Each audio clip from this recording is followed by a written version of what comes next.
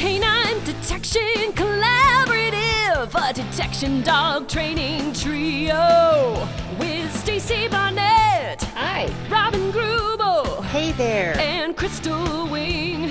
What's up? With humor and a big dose of theory, our trio talks practical training advice and features interviews with top trainers and scientists. It's Canine Detection Collaborative! Welcome back to the Canine Detection Collaborative. I am one of the hosts, Crystal Wing, and I'm here with Robin Grubel. Hello. And we are here with the most special guest today, all the way from Bali. It's Martha Hoffman. Yay. Hello. Hello. Thank you so much for joining us.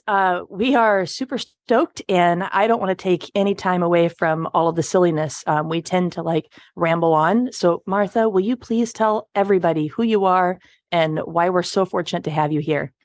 I'm Martha Hoffman, and I retired to Bali, but instead of really retiring, I started following dogs around for hours every day and taking photographs because the dogs absolutely were different from any dogs I'd seen in the US. They behaved so differently. I got fascinated. And for about 25 years, I was a trainer at the hearing dog program at the San Francisco SPCA. So that was basically my career, was looking for potential hearing dogs in the shelters because we used rescue dogs. In addition, training them and placing them with deaf and hard of hearing people. And what got you fascinated with that? Well, I've always been hard of hearing. And when I got my first dog, he was a Yorkie. And I just was obsessed about training him because I'd wanted a dog all my life. And I trained him every trick that I had ever wanted to see. And I noticed that he would be barking when the telephone rang.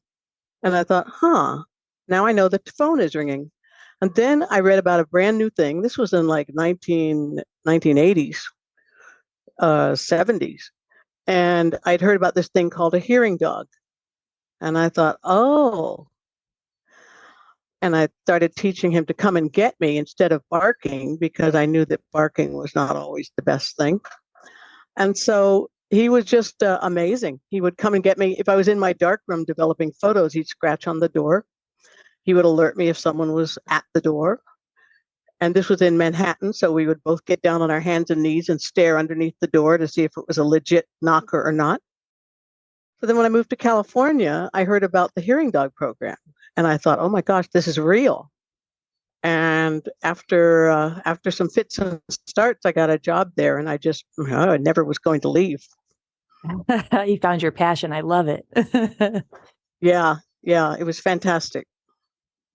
And something you said that really already sparked, I'm going to have so many questions, and there's so much more to you than what you've already just said. So I'm going to be pulling more out of you. So just get ready.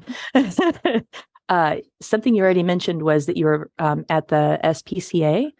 And so that's where you were pulling your dogs from? Is that where you got everybody? No, very rarely. Okay. Every week, we trainers would spend at least a day going to different shelters in California. And we would travel, to northern and almost to Southern California. So I might travel to 7 shelters in one day, driving. Wow. And observe that in those shelters, there might be 300 dogs total. And if I was lucky, I might take one home to be a hearing dog after it passed the evaluations. So can you tell us about some of the selection process? Because I'm curious, every discipline has the things that are preferred, like what makes that the best dog for that job. And so I'm curious the overlap, especially with all of our detection handlers, because there's a lot of alerting happening for both. And so I'm just curious of that crossover. Well, the basic temperament has got to be suitable for public access. So that's a given. Low aggression, low fearfulness, high sociability, and, the other things that you need to have a good service dog. But in terms of alerting, what I was looking for was something that I call positive sound reactivity. Because reactivity is it's an across-the-board feature of a temperament. It's simply how strongly the dog reacts to any stimulus. It's neither good nor bad. So, however, if a dog has positive sound reactivity, it's curious and it moves toward any sound, any unusual sound or whatever, and it wants to investigate. And it could be a smoke alarm held behind my back, which is 95 decibels. And that could be frightening to most dogs. That's really But a loud. good potential. Yeah. It's very I loud. was So gonna say that's really loud. I would hold it behind my back and muffle it. And this would only be after the dog had shown no fear and great interest in a little kitchen timer beeping. So if it loves a tiny beep, I'm not going to stress it out with a smoke alarm until it likes the other sounds. Right. But a dog that will run to investigate a smoke alarm or even paw at it is an incredible dog. It's not afraid of loud noises, and it has such a strong desire to investigate that it overcomes whatever discomfort the smoke alarm gave it. However, again, I'm not going to bring a smoke alarm anywhere near a dog until it shows it's fascinated by other sounds. Yeah. I'm just using that as an example of the extreme curiosity that some dogs show. Right. So, being so interested in a sound with no fear, no caution, just instant turning their head and going, what is that? I must find out. And it could be kind of a prey response, like Jack Russells will usually pick up the timer and chew it. Other dogs will just show some mild interest. But if they show interest, then I'm interested. If they have super high food drive, but they're not particularly interested, well, we can work with that. But it's not going to be a dog with the natural, brilliant talent. And if the dog has super high social interaction, but it's sort of medium in sound and food, then we can work with that because everything's going to depend on the relationship of the person with the dog, the new partner that we place it with. If the relationship is good, they learn to communicate, then things will work out. If a dog has all three, it's absolutely a genius. It's a superstar, and it's going to be amazing. But they are rare. They are rare. How long did your program take? Generally, we would place them in about 6 months. Oh. We kept them in a very enriched kennel, but any kennel is damaging in the long run. So we had a goal that we couldn't take a dog that needed extensive rehab. We had to take a dog that was extremely friendly, that loved every stranger automatically. My other criteria is in the shelter, the dog is happy. It's not stressed out by the shelter. That shows a super strong temperament. In the shelter, when I let it out of the kennel, it wants to stick with me. It's not curious about other dogs. It's not interested in the environment. It's thank heaven a person is with me. So it's interesting that you started talking about that sound sensitivity, because I also am a breeder. And so I think about some of the stuff that I do with my puppies, because I do the female level disaster work. So I've always been really looking at, hey, how aware of your body, and can you at 6 weeks climb all sorts of things? We put the sound noises on the TV and everything. I mean, the last litter ended up listening from everything from like war noises over to thunderstorms and vacuum cleaners. But now I'm like, I never thought about putting things like a kitchen timer in the whelping box or in the playpen to see who would naturally come investigate it. Something for the next litter. Well, I have a program called Soundwork Groundwork. Oh. And the program is, when the puppies are born, what me and my co-breeder would do, we were breeding French bulldogs for quite a while, is put the dam's milk on our fingers, let the puppy suck it, and lure the puppies around, crawling around. We wanted them to associate the dam's milk with human scent, any human scent. Right. And then when puppies are, if you wanted to imprint them on hearing dog careers, then start to ring a timer and let them follow the milk once their ears open.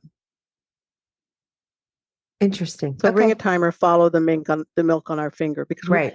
because in hearing dog alerting, they have to go to a person and go to the sound. So Okay. the sound should mean two things: go to a person, but also investigate the sound.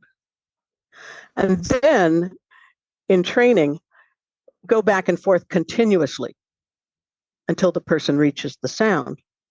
So once the puppies are getting to the mush stage, ring the timer a few seconds and put the food down. But you don't want to overdo it, because you could get a dog that, that was overexcited by sounds. Right. So with the puppy thing, I take it easy. I don't want to overdo anything that's going to create a really frantic adult that's too interested in sounds, because not all of them are going to be hearing dogs. Right. In fact, very few. So, it's a matter of balance, but you can imprint a puppy on sound as soon as its ears open. Okay, Martha, you just opened up a whole Pandora's box for me. You were talking about having the dog that's curious about the sound. And my brain was saying curious versus confident versus reactive, because you also did protection sports. So that's where I come from.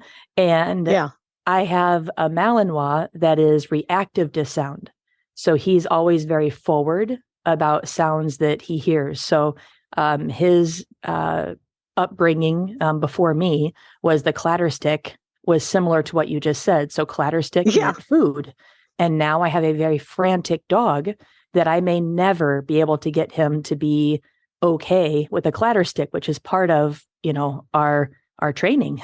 That's what the decoy has. I mean, they don't get hit with it, but they hear the sound and he just goes through the roof. So I have a lot of thoughts about this from what you just said. So the curiosity versus the confidence versus the reactivity. Is there a way that you've been able to kind of, when you look at the dog, can you make a distinction between those to know if it's, which one it is? Because I look at him now and he's too frantic. And then now, like thunder, fireworks, all of that make him crazy. And I would have not known because he was very forward. So forward versus, confident, like what does that look like to you? I was just curious, does your dog get excited by the thunder or fearful? That's what I couldn't tell, because he comes forward barking and very much like your typical, a protection type dog, where he wants to go and attack and get the things. When you're like, the dog that, was like pawing at, but he's very much like, and that's where I'm curious what you see between fearful, because now I know that it's probably fearful, but I don't think that I would have read that before. And I know some people say that all of those reactions, even when they're kind of defensive, come from the place of fear. So I don't know what you think about that. I'm thinking like Helmut Reiser's work and, I've actually switched fearful dogs from being fearful of thunder to attacking thunder. Okay. Only my own dogs, because this could go very wrong. But the Malinois are selectively bred to go forward when they feel anything. Right. They don't usually have a lot of fear, but the urge shape has been bred out of the good ones. And going forward in the face of gunfire is an essential part of both the military work and the sports work. But it's so hard. Or ignoring gunfire. Yeah, it's hard to make him ignore it now. I need you to ignore and not go attack it.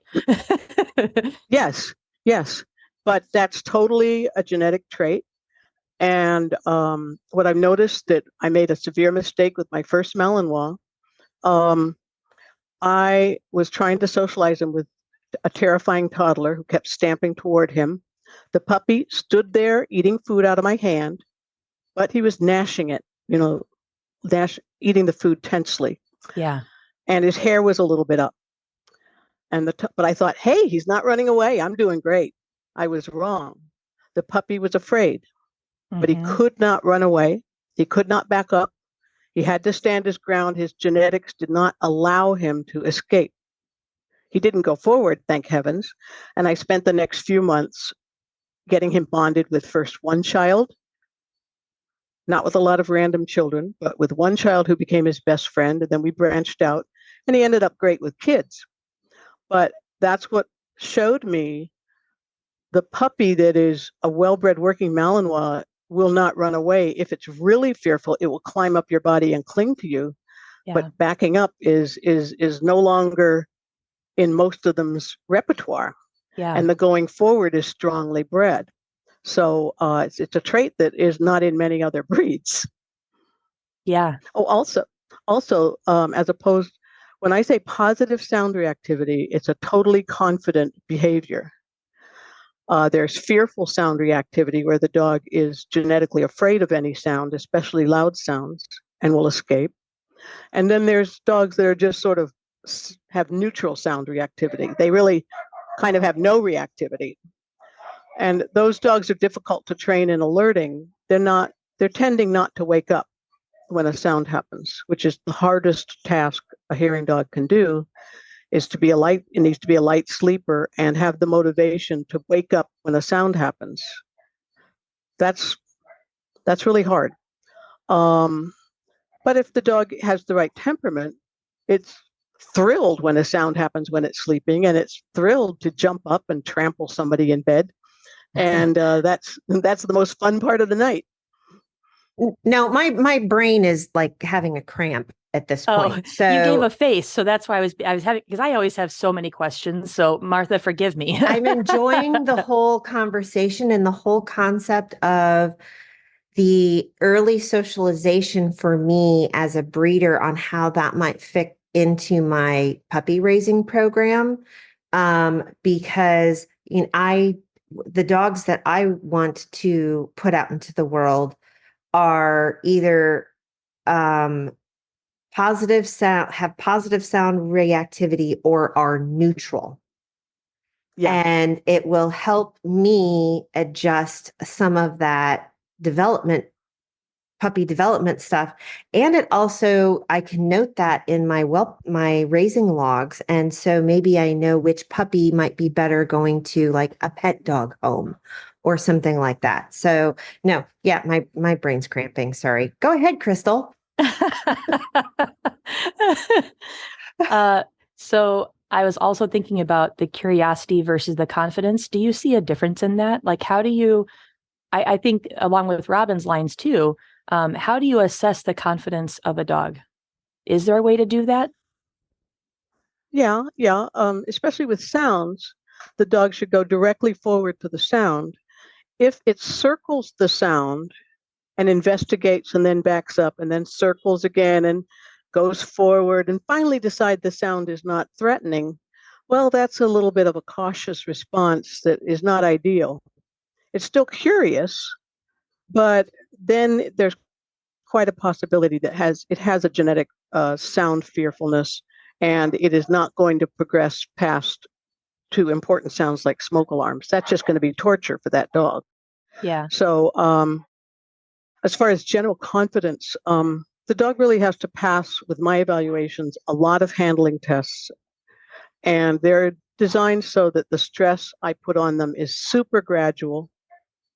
Because in my job, as soon as a dog failed one test, showed any sign of stress or fear, or trying to bite or whatever, I was able to put it back in the kennel and try another dog, because I could only take dogs that passed. If they passed as a pet, as a pet temperament, and had just a few small problems, it was great. I could take them back to San Francisco, where there were wealthy adopters just desperate for a nice dog. Ah, nice. And the shelters I was visiting, some of them were real hellholes. 17 puppies in a 6-foot kennel, and 2 have already got parvo, Yeah. So these shelters, the dog had no hope. Okay. So I was looking for that miracle dog that passed all the evaluations, but luckily for my sanity, I could bring home dogs that were going to be great pets with just, little problems that did not have, that wouldn't have made hearing dog, but, were great for pets. So that helped, but I'm getting off the track. No, I love it. I mean, I can stack on that story. That was my first dog because I went to the shelter near my college, and the dog that I had really fallen in love with, they put her in the C-section, and they're a no-kill shelter theoretically, but they didn't clean that section, and they knew the dogs would all die there of parvo. And so the day that I found out she was going, wow. so again, some of those are so just unethical. So thank you for all of that work that you did. You probably made a huge difference. Not probably, I'm sure you made a huge difference for a lot of families and a lot of dogs doing that. So that's amazing. Yeah, we talk all dogs, Martha. There's no off track here. There isn't. No. Yeah. Because most of our detection dogs in our nose work, and even in in all of our areas, we get a lot of dogs from a lot of places. So this is all great stuff to know.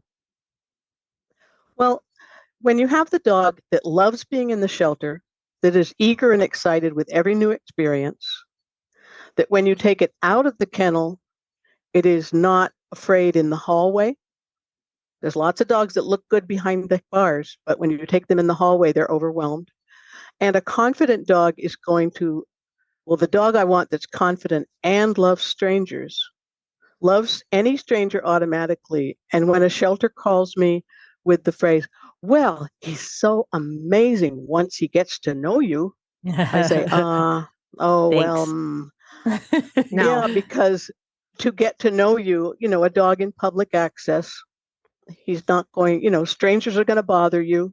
Strangers are going to stare at you. They're going to stare at the signage on the vest.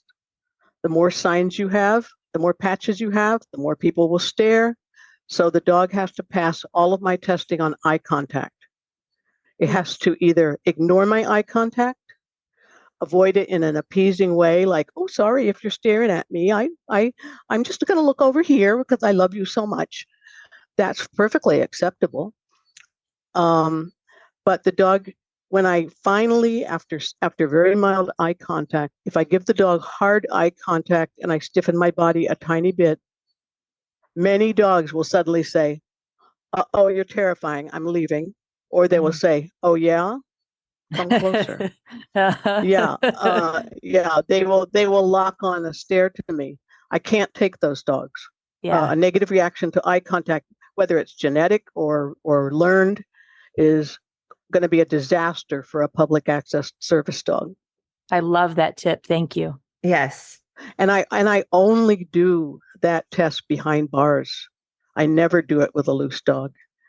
Horrible things have happened to certain shelter workers who did not follow, leashing rules and stuff. So a lot of my testing is while the dog is in the kennel. I want to know that it's confident in the kennel if I raise my hand. I want to know that it wants to come up to me, my hand against the kennel. It'll put its feet up on the bars. If I touch its feet lightly and it yanks them away and runs away, not acceptable. And I know it sounds very harsh and people criticize for being such a rigid test, but the evaluations do result in a dog that is confident with strangers, loves a stranger, and would rather be with a person than do any other activity. That's a hearing dog. It's not off doing its own thing. It's hanging out with you, and it's good with strangers and family. And I think something you said there too, is you talked about, we call it the find refind. So when our dogs find odor, one of the techniques is that they get the odor, we're far away or close or wherever, and they have to come back and they have to tell us, and then they have to take us to the odor. And so I was curious, in the ways that we teach it, the similarities, the differences, would you be willing to share some of how you do that? Yeah. My latest method, which teaches about 5 things in a row, is ping pong. And 2 people sit close together and hand a treat bag back and forth, and each person gives the dog a treat. They stand up a few feet away, repeat the procedure. This is continuous. The dog is going continuously back and forth for 10 or 12 times, as long as it's hungry. Then you stand a little bit farther away, maybe 10 feet. You start tossing the treat bag back and forth. Each person opens the treat bag and gives a treat, tosses it back to the other person. This is new. It only took me 20 or 30 years to figure out this shortcut. I get it. But so you're teaching, and then what you do is you start fake throwing, and each of you has a bait bag. Right. Wow, it sounds like a progression plan for training. I'm big on progression plans. Well, what happens is the dog starts going back and forth automatically, continuously, as you reduce the number of treats. And if you happen to want a send signal, you've already got one. You've got the motion of throwing the treat bag, which you can evolve into a send signal, like go find mom. So the dog is learning to go to a person. It's learning to go to food. It's learning to look for the other person.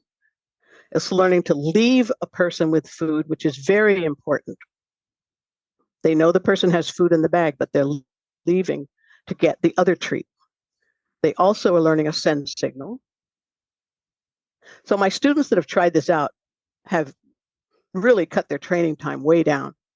But that's not enough. That is a rote back and forth movement. The dog also needs to learn to lead you to a goal.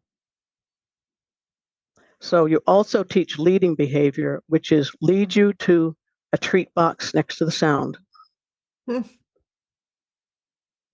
And be persistent and keep forcing you. Once the dog learns to force you to go to the sound by constantly touching and going there and coming back and badgering you, just like a dog would make you go to the kitchen to its food bowl, then you have a dog that has a goal-directed behavior. It understands that the sound and the treat box mean pester the owner into going to the sound. The owner opens the treat box. The dog gets a treat. So when you combine the back and forth behavior of continuous back and forth, which is more like a concept, it's one behavior. It is not a shaped behavior. It's go continuously back and forth until you get a treat. Fast. Right. Touch each person. Fast. Then it evolves to lead a person to a sound and force them to go. And so it only took you 20 years? No, there are many other methods, but this is the fastest. Yeah, I love it. So I was thinking about the what you were talking about when you were selecting dogs from the shelter and what you were looking for in a hearing dog. And I was thinking, oh my gosh, that sounds exactly like a really nice, confident sport detection dog, potentially a working detection dog. Do you have your selection criteria and kind of how you do that anywhere on the internet universe, or is it all in your brain? That's my book, Lend Me an Ear. Excellent. And there's a similar one, so it's Lend Me an Ear, and it's available through Dogwise. And we will link everything, all of your classes and contacts and books and everything. So please make sure that you share all of this as we're talking. Yes. Okay. We want to make sure that people can connect. That book has all of my training about my shelter dog evaluation protocols. Fantastic. Perfect. And it has a training section, but it was written in 1997. So my current methods use a lot more tech, and they're much, much faster.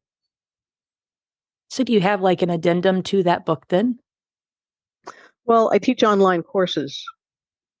And so they're in PowerPoint form, and weekly we have a group chat, and I coach everybody individually because everybody's got slightly different needs. So they can take the techniques that are in the course, and I help them tailor them to their exact sound and the dog's temperament. And I actually already knew that, but I just wanted to make sure that that was my polite way to get you to plug yourself a little, please. Well, my courses are called Sound Work. Yes, thank you so much. I have a lot of questions. So you were talking about selection of dogs, and then I'm thinking about for search work and detection work, there's always kind of a conversation about you want independent dogs that are going to be willing to leave and to kind of make those decisions. Where does independence come with your kind of preferences? Do you want kind of an independent dog at all? But it sounds like you don't. Like you want a dog that's really very biddable and with you. Yes, yes. Independent dogs are not, well, for a basic idea, they're not usually in the same room. So you can't use their natural behavior to know about a sound. So it should be a dog that its number one goal is to be with the handler, but it's not afraid to leave the handler. It's curious and it wants to search for things, but it might actually be a little hard to get it to range out. Yeah, interesting. And you made a post recently that I would like to kind of dig into. And it was about how much obedience the dog has already, as to when you introduce some of the indication. And in the search and rescue world, I find a lot, I love to teach functional obedience. And I will hear from people often that, no, don't put obedience on the dog because then they won't range and they won't do the things you want them to do. And I loved your post because I felt like it really kind of went there. Would you be willing to kind of share what you wrote and your thoughts? Yeah. Because we were adopting shelter dogs that were often very neglected, but yet had an incredible temperament, and probably a lot of them might have been raised by children and then dumped in the yard, but they had this basic great temperament. And they picked up the sound training really quickly. We were starting from scratch with obedience. And we discovered that, if we did too much obedience, then the dog tended to be waiting for cues. So we went sort of easy on the obedience at first, but we did everything together because everything was, very, very positive and, motivation. But what I noticed once I started training online was people with dogs that had multiple titles, knew 20 tricks, did all kinds of sports, except things like nose work that build the dog's independent thinking. These dogs were really difficult to train in sound work. And they might quickly learn that the sound meant a treat. They might quickly learn that the sound meant go to the person. They would super quickly learn a touch cue. But when the sound happened, they tended to stare at the owner like, can I alert you now? And the owner would stare at the dog thinking, why aren't you alerting me? Why are you not doing the thing? Yeah. Yeah. And then the owner would give a touch cue and the dog would, oh, thank heavens, I can work now. And it would run and touch. So people would get really frustrated. And it turned out that even if you've trained 50 cues completely positively, the dog is still focused on cues. So it really hasn't had its independent thinking developed enough. So the cure for that is to lay off all the cued training, do lots of puzzles and games, do things where the dog has to figure out how to maneuver all by itself. And also in daily life, ring a timer at some random time and toss a treat. Just get the dog really excited. Get the dog incredibly excited by the sound. And very quickly, the dog realizes that it has to make its own decisions and that the sound is the cue. The telephone is the cue. The owner is not going to give the cue. Yeah, what I'm hearing is that a lot of the training lacked independent thinking and problem solving, and that other things can mean the cue other than the owner. So like in odor work, like you said, the nose work dogs had the advantage because odor was a cue. So I love that. I love that balance. I think that's what the piece I was missing when I would try to explain that doing obedience and functional obedience, not overly crazy And even if I wanted to, to get really fancy healing and all of that, you still have to layer in all of the problem solving and critical thinking within that to keep your dog balanced. Yes, it's a balance. And the other kind of dog that takes to sound work really well is the completely spoiled brat that knows how to bully a person into giving them what they want. I loved it when you said that in your pestering, post. pestering, alerting is just pestering.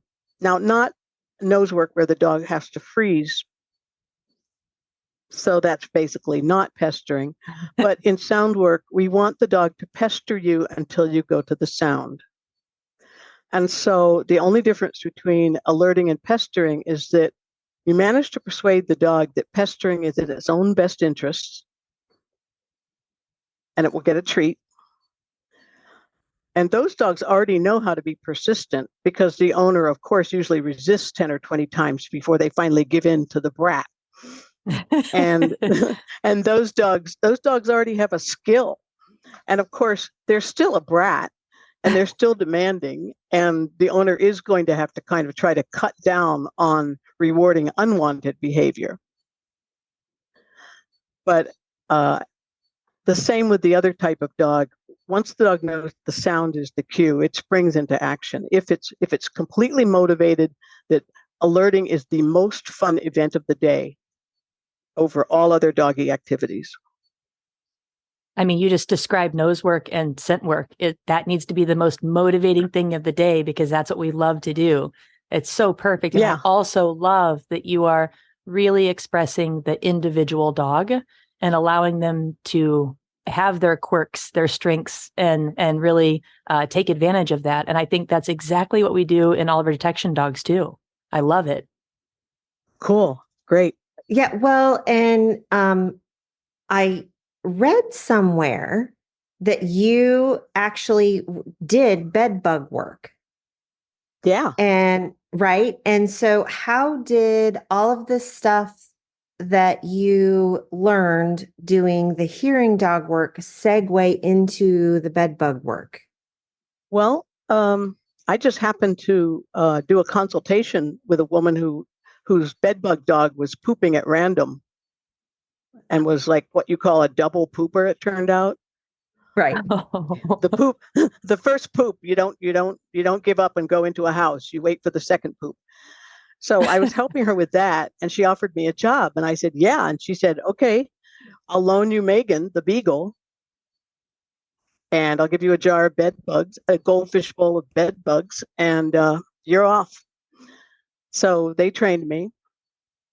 The beagle was fantastic.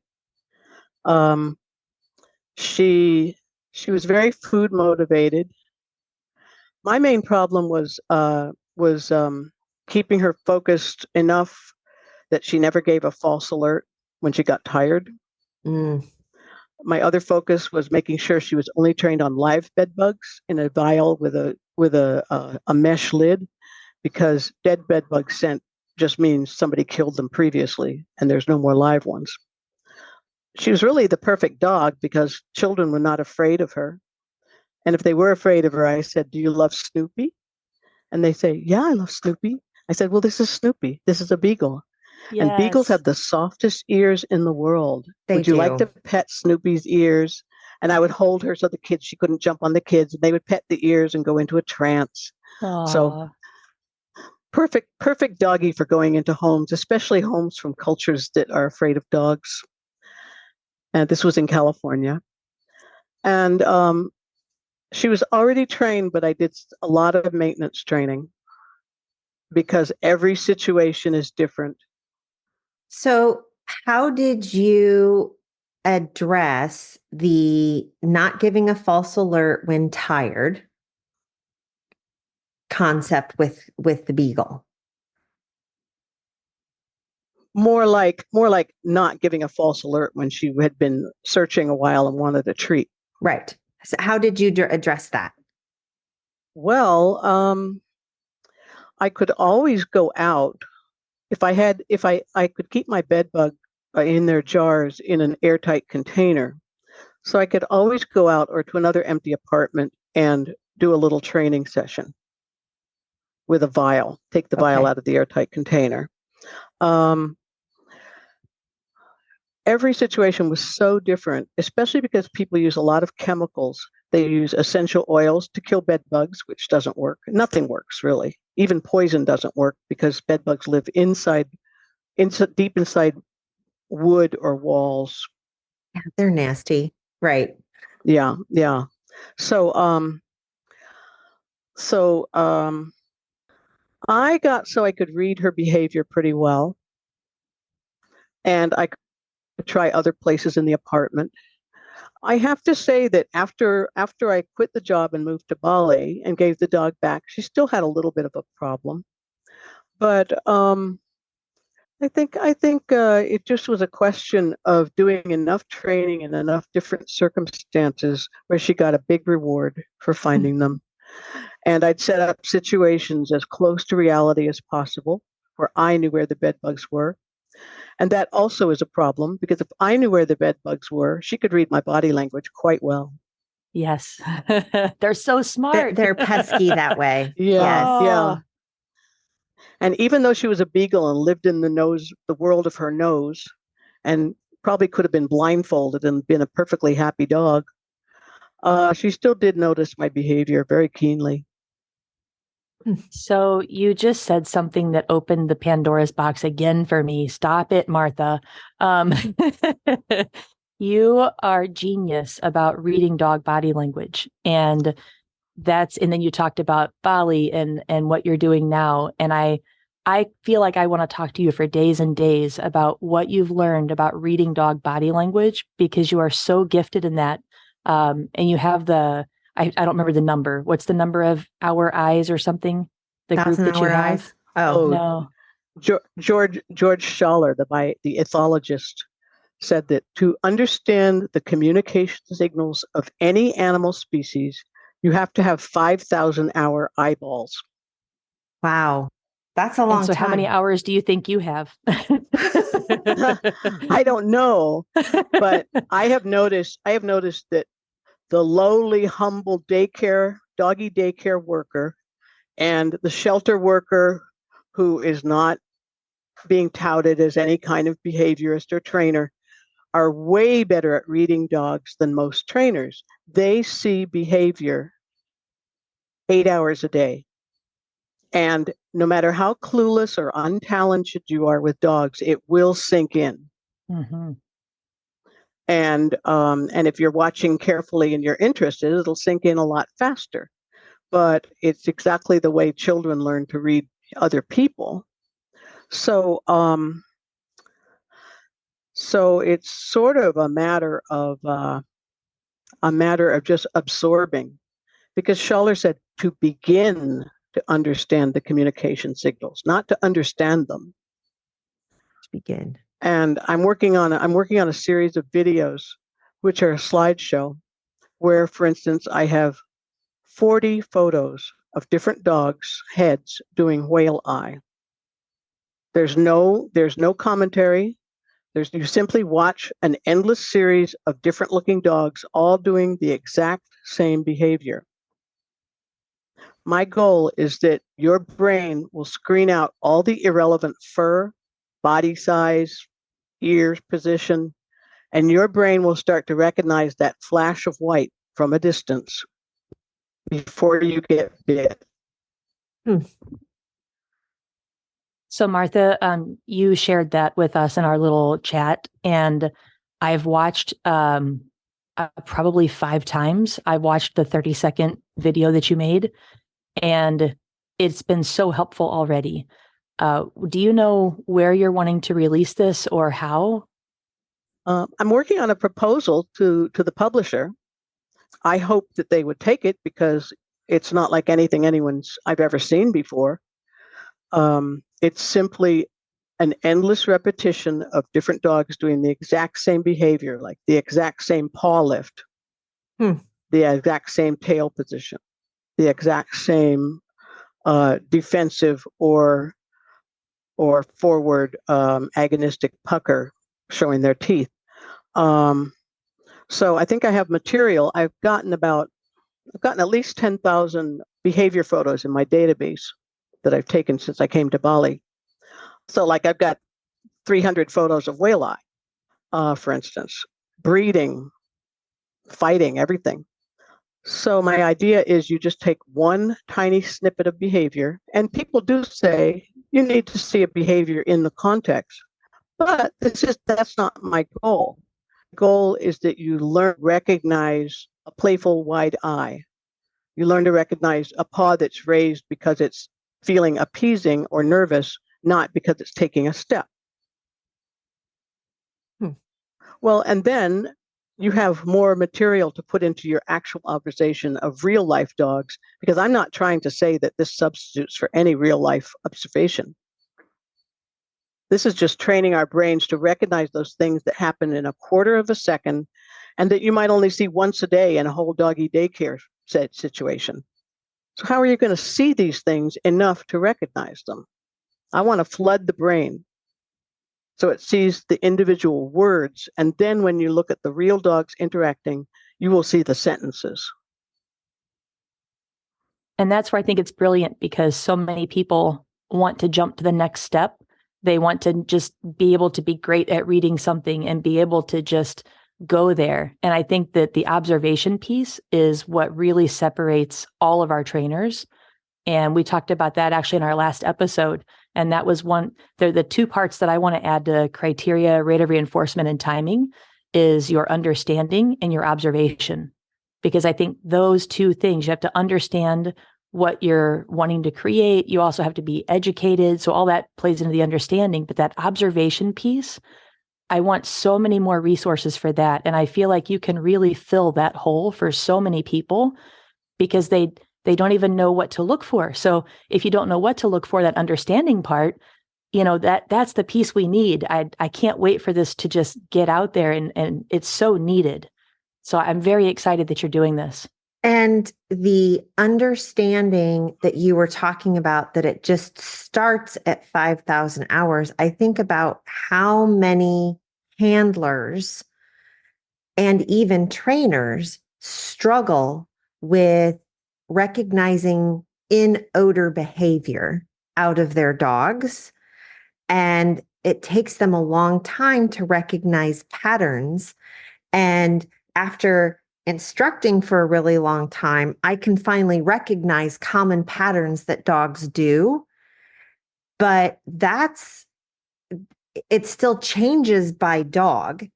And then it is also really hard to articulate sometimes to the handler on the feedback I'm giving you is based on this twitch that I saw from the dog.